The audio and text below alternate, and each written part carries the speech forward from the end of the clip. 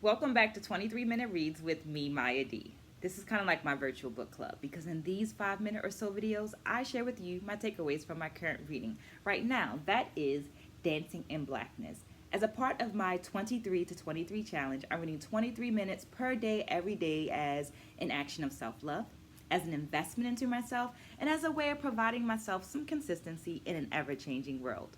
Hoping that you will join me along in this journey by liking this video, subscribing to the channel, and dropping some comments down there in that comment section so there's an actual dialogue going on. Having in mind that while I have several decades of experience as an educator, curriculum writer, and a dancer, I'm not the know-all be-all for this book. I'm simply providing a space for dialogue. Well, this week I read pages 13 through page 56, and let me get my notes so I can share my takeaways. Feel free to subscribe while I'm getting my notes. Takeaway number one is Sunday showcases.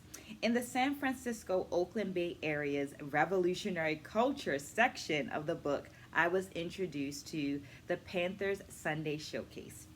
This community gathering was held on Sundays at the Oakland Learning Center, which was the headquarters of the Black Panther Party. From 1967 to 1968, Usmari offered dance as her cultural contribution to the revolution via these Sunday showcases. Writer-journalist Larry Neal argued that the Black arts movement was a spiritual sister of the Black Power movement. Because of this, I am left to question if this relates to the Way Usi Umoja company in Baltimore, Maryland. Well, in my interview with Kibibi Ajanku, I learned that Weusi Umoja rehearsed in a Baltimore City storefront that was also the Black Panther Party's headquarters or meeting space. Was this inclusion of dance in that meeting space at that Baltimore location an intentional extension of this sister relationship that Neil expressed? Takeaway number two is the Communications Project. I've heard many people talk about there being a lack of a plan for how we help Black communities gain wealth and become healthier. So this community project immediately caught my attention. Here's a quote from the book. Communications Project, which was ostensibly an outline for how to implement the Black arts movement with the larger project of what was called Black consciousness in the Black community. It was published in a summer of 1968 issue of the Drama Review, and I understand it to have been sort of like a to-do list of how you merge the Black Power movement with its sister, the Black Arts movement, and even included things like what to do if there's a riot and how to re-educate Black Americans around Black history, philosophy, and traditions.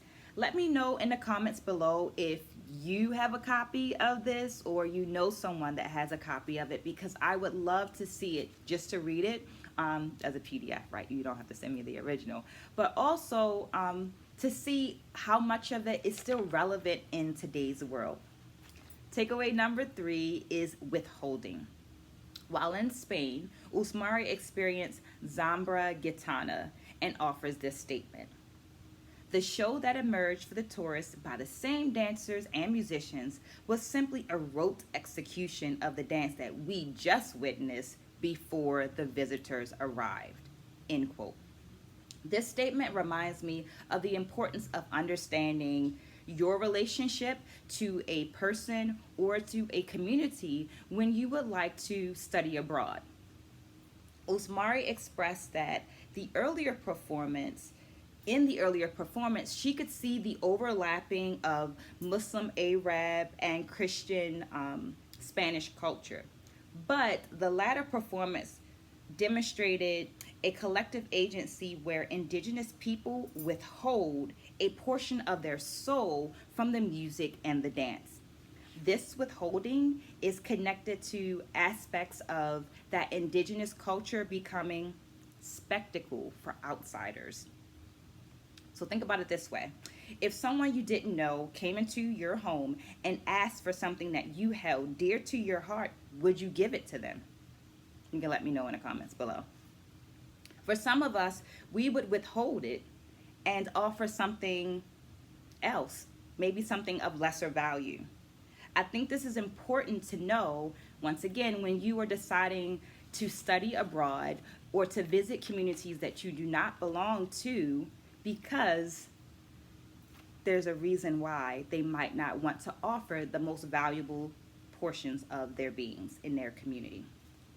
Thank you for staying until the end. Remember to like, comment, share, subscribe if you found this interesting, informative, insightful, or you just liked it.